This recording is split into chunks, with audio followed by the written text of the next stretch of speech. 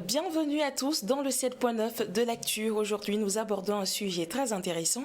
Il s'agit de l'accès à la justice pour les victimes de violences basées sur le genre. Pour pallier ce manque d'accès, le Centre pour la qualité du droit et la justice, CQDJ, a mis en place un dispositif innovant, les cliniques juridiques mobiles.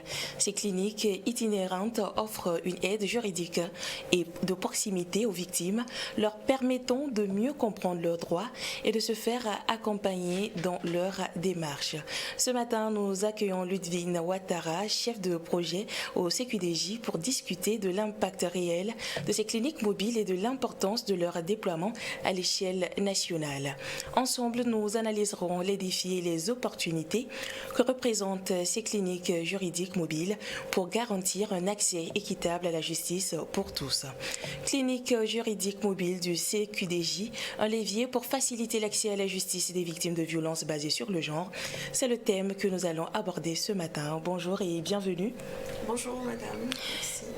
Déjà, c'est vrai que c'est le thème que nous allons aborder, mais avant, pouvez-vous nous présenter brièvement le CQDJ et sa mission principale à nos amis téléspectateurs du 7.9? Oui, merci. Bonjour à tous les téléspectateurs. Je suis Ludwine Inès Ouattara et je suis justement chargée de projet au sein du Centre pour la qualité du droit et de la justice. Et le Centre pour la qualité du droit et de la justice est une association de droit burkinabé de promotion des droits humains. Et nous avons pour mission justement d'accompagner les populations à d'abord comprendre le droit, façonner le droit et nous utilisons aussi le droit pour faire changer positivement la société. Et déjà, pour avoir mis en place des cliniques juridiques mobiles dans le cadre de la lutte contre les VBJ, pourquoi? Merci. Déjà, les violences basées sur le genre sont un phénomène en Afrique et dans le monde et aussi au Burkina Faso. Et donc, ces violences-là constituent vraiment des actions qui, en tout cas, ne facilitent pas la vie à toutes ces victimes. Et les victimes sont notamment des personnes qui n'ont pas toujours la compréhension du droit, qui n'ont pas toujours la facilité d'aller vers la justice. Et donc, le CQDJ a pensé mettre en place des cliniques juridiques pour pouvoir permettre à ces survivants de pouvoir toucher non seulement la justice et les différentes procédures et pour pouvoir aussi aller avec les recours qui facilitent tout simplement la réparation de leurs droits. Est-ce dire en même temps que le CQDJ est ouvert à tout le monde? Oui, bien sûr, le CQDJ est ouvert à tout le monde. Nous n'avons pas de contrainte particulière qui dit ouvertement que telle ou telle personne ne doit pas venir ou ne peut pas bénéficier des services du centre. Donc nous prenons en charge et les hommes et les femmes qui sont victimes de violences basées sur le genre. Et comment fonctionnent concrètement les cliniques juridiques mobiles sur le terrain? Comment ça se passe? Ok, merci. En fait, les cliniques juridiques sont mises en place justement au sein de différentes localités dans lesquelles nous intervenons au travers des assistants juridiques. Et ces assistants juridiques-là vont vers les populations pour d'abord les écouter, pour ensuite leur donner les conseils juridiques qui sont pertinents et aussi les orienter notamment sur les procédures et les différents recours en justice pour pouvoir faciliter en tout cas l'accès à leurs droits.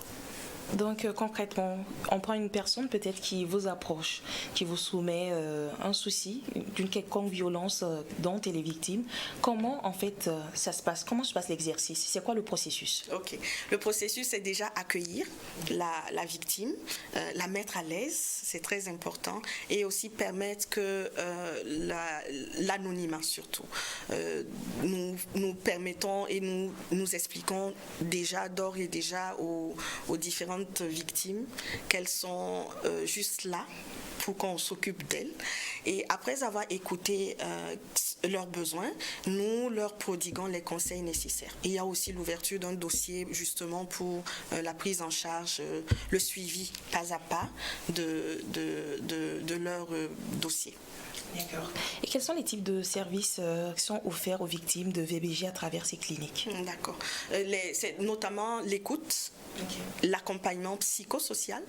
Et il y a des psychologues qui sont là, justement, qui les écoutent parce que les traumatismes ne sont pas seulement juridiques, mais il y a aussi des traumatismes mentaux dont nous avons besoin que ces victimes-là soient vraiment suivies.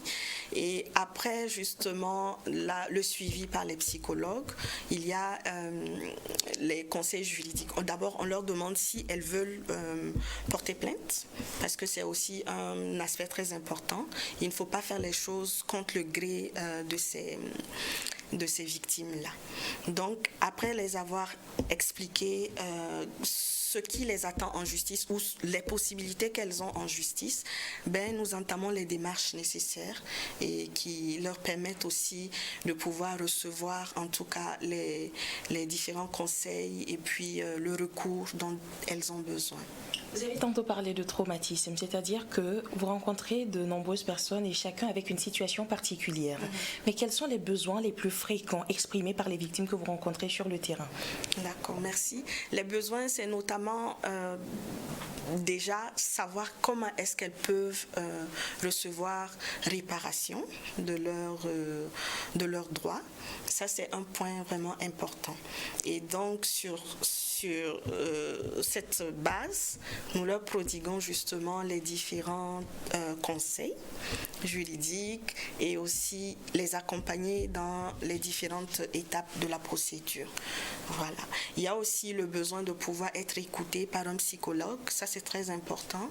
Et lorsque vraiment ces victimes sont suivies, ça les aide aussi bien sûr à évacuer tout ce dont elles ont été victimes. On va dire que c'est une mission qui n'est pas toujours simple, qui n'est pas toujours aisée. En même temps, est-ce qu'il y a déjà eu des cas emblématiques ou marquants dans l'accompagnement juridique des victimes? Oui, bien sûr, il y a toujours des cas emblématiques.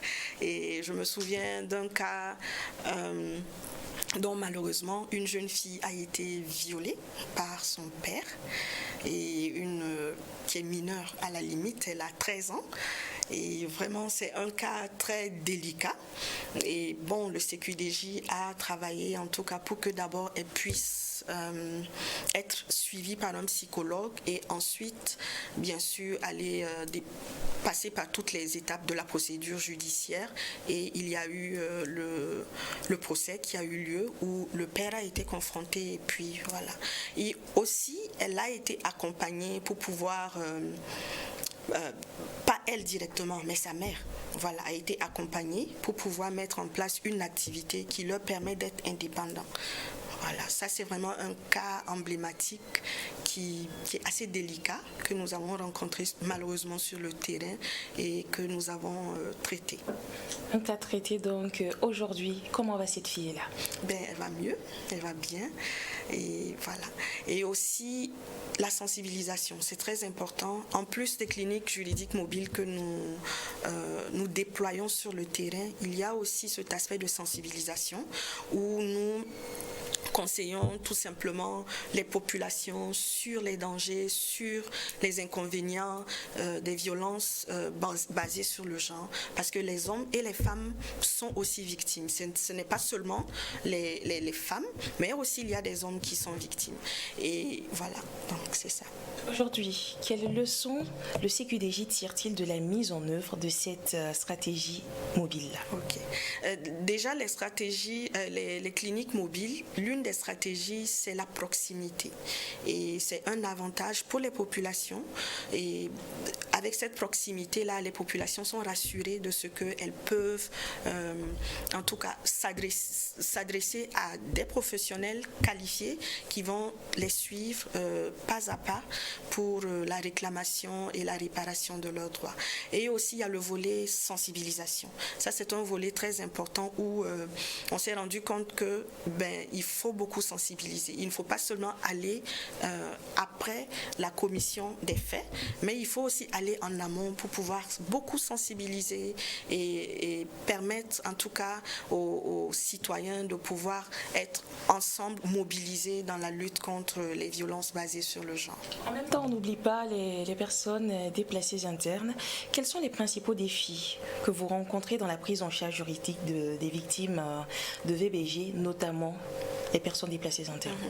Déjà, nous avons des cliniques juridiques au sein de quelques sites de personnes déplacées internes.